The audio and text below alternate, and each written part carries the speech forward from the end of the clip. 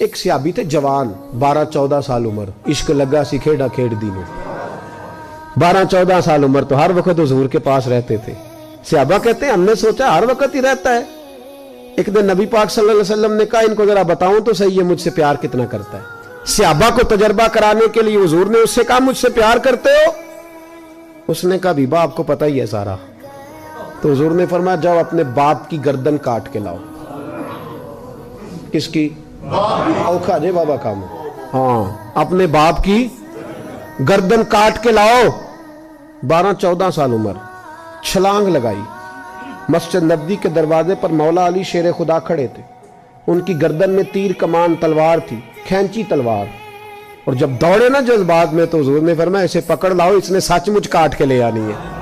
لے آؤ پکڑ کے. عاشق نزاکت جانتے ہیں. حضرت طلحہ بن برا بیمار ہو گئے. بیمار, دن میں 2 دفعہ میرے نبی تیمارداری کرنے جاتے. 2 دفعہ. اللہ کرے وہ بیماری میں ہی آ جائے. چر ہویا میں نو ترلے لیندیاں کدی موڑ میرے ول واگاں, خواب میری وچ ایک وار جہاں میں ساری عمر نہ جاگاں.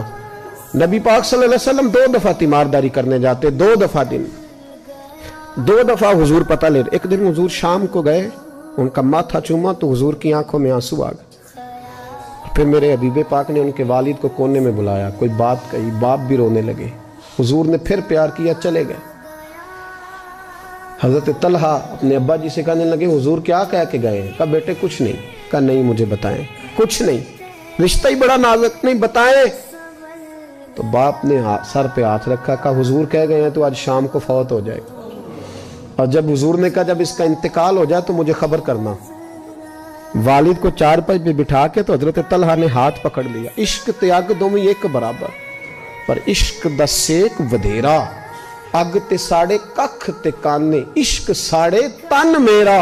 او اگ دا دارو می تے پانی, مینوں کوئی دسے عشق دا دارو کیڑا. بلے شاہ اتھے کچھ نہیں بچدا جتھے عشق ہوراں دا ڈیرا. ہاتھ پکڑا باپ کا اور کہنے لگے ابا جی ایک وعدہ کرو, رات کو جب میں فوت ہو جاؤں تو نبی پاک کو اطلاع نہیں دینی. خبر. کہا بیٹے حضور کہہ گئے ہیں دینی ہے, تو کہتا نہیں دینی, کیوں؟ عاشق نزاکت جانتے ہیں. اگرچہ 12-14 سال عمر تھی پر عشق پکا تھا نا, نزاکت سمجھتے تھے. کہنے لگے ابا جی جن گلیوں سے حضور نے گزر کے آنا ہے وہ یہودیوں کی گلیاں ہیں. ایسا نہ ہو میرے جنازے کی خاطر حضور گزرے اور کوئی میرے نبی کو تکلیف دے دے, اس لیے خبر نہیں کرنی مصطفیٰ کو. آپ جنازہ پڑھ کے دفنا دینا. رات کو انتقال ہوا, باپ نے جنازہ پڑھا, دفن کیا. سارا کچھ جاننے والے رسول آئے. کہا مجھے بتایا کیوں نہیں؟ عرض کی محبوبہ.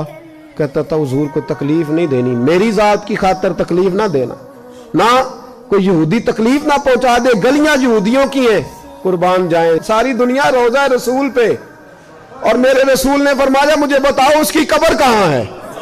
ساری دنیا روضہ رسول پہ, اور نبی پاک اس غلام کی قبر پہ کھڑے آنسو بہہ رہے ہیں. صحابہ کہتے ہیں ہر قبر پہ دعا یہ ہوتی تھی یا اللہ قبر کشادہ کر دے, یا اللہ اس کا حساب آسان کر دے. یہاں دعا بھی انوکھی, اس کے لیے دعا بھی انوکھی, رشتہ ہی بڑا نازک ہے.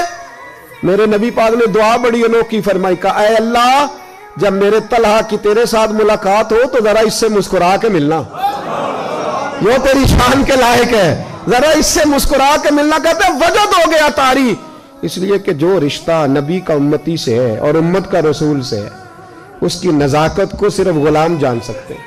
غلام جان. میں نے پچھلے جمعے بھی کہا تھا, مجھے ایک شخص کہنے لگے آپ بتیاں لگاتے ہیں, جھنڈیاں لگاتے ہیں. میں نے کہا بس نہیں چلتا, ہم تو تارے بھی لگا دیں, ہمیں ہمارا پتہ ہی نہیں. میرا دل کرتا ہے گلی گلی پھروں اور یہ نعرہ لگاؤں جان ہے عشق مصطفیٰ, روز فضو کرے خدا, جس کو ہو درد کا مزہ وہ نازے دوا اٹھائے کیوں, اور پھر کے گلی گلی تباہ ٹھوکریں سب کی کھائے کیوں.